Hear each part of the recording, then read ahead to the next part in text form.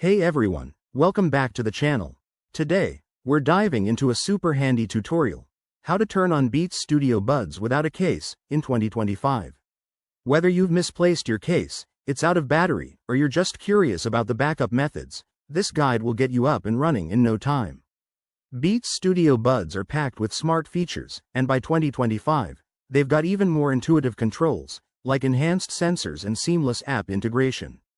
Let's jump right in. First things first, make sure your Beats Studio Buds are charged. If they're not, you'll need to plug them into a power source using a USB-C cable. Don't worry, it's quick. Now, for the main step.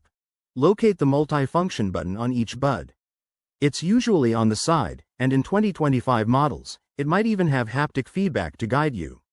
Press and hold the button on one bud for about 5 seconds until you see the LED light flash. This indicates it's powering on. If you have both buds, do the same for the second one to sync them.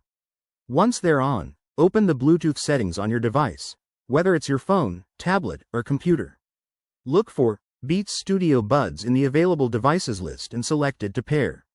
In 2025, the Beats app has an auto-connect feature that makes this even easier.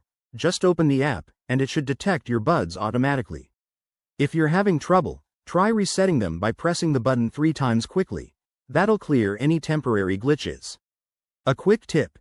In noisy environments, use voice commands if your buds support it. Say, "Hey Siri," or your assistant's wake word to initiate pairing.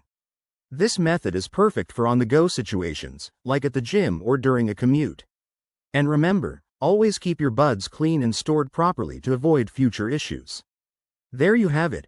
Turning on your Beats Studio Buds without the case is straightforward and hassle-free.